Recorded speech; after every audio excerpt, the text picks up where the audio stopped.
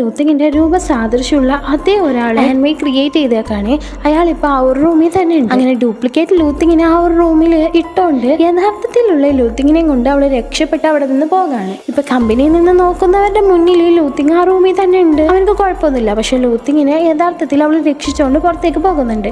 എന്നിട്ട് ലൂത്തിങ്ങിന് ഇഷ്ടപ്പെട്ട ഒരു ബാക്ക്ഗ്രൗണ്ടിൽ ഒരു കുഞ്ഞു വീടും നല്ല ബാക്ക്ഗ്രൗണ്ട് ആയിട്ടുള്ള ഒരു സ്ഥലം ആൻമൈ ക്രിയേറ്റ് ചെയ്ത് വെച്ചായിരുന്നു. അതൊക്കെ ലൂത്തിങ്ങിനെ പരിചയപ്പെടുത്തിക്കൊണ്ടിരിക്കുകയാണ്.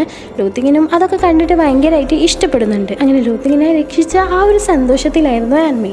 ഇപ്പൊ ആ റൂമിലുള്ള ഡ്യൂപ്ലിക്കേറ്റ് ലൂത്തിങ്ങിനെ നിരീക്ഷിച്ചുകൊണ്ടിരിക്കുന്ന ഡയറക്ടർ സൂവിന് മനസ്സിലാവാണ് ഇവനക്ക് എന്തോ ഒരു മാറ്റങ്ങൾ ഉണ്ടെന്ന്. കാരണം എന്താണെന്ന് വെച്ചാൽ ഇപ്പൊ ഈ ഡ്യൂപ്ലിക്കേറ്റ് ലൂത്തിങ്ങിനാണെന്ന് വെച്ചാൽ ഒരു വികാരവും ഉണ്ടായിരുന്നില്ല. അവനക്ക് ടെൻഷനും ഉണ്ടായിരുന്നില്ല, സാഡും ഉണ്ടായിരുന്നില്ല, ഹാപ്പി ഉണ്ടായിരുന്നില്ല, ഒന്നും ഉണ്ടായിരുന്നില്ല. വെറുതെ അങ്ങോട്ടും ഇങ്ങോട്ടും നടക്കുക, വെള്ളം കുടിക്കുക, അത്ര തന്നെ. അമ്മ ഇങ്ങനെ കൂളായിട്ട് തന്നെ ആ റൂമിൽ ഇരിക്കുന്നുണ്ട്. ഡയറക്ടർ സൂവിന് നല്ല ബുദ്ധിയുള്ളതുകൊണ്ട് തന്നെ ഇവനക്ക് എന്തോ ഒരു ചേഞ്ച് വന്നിട്ടുണ്ട്.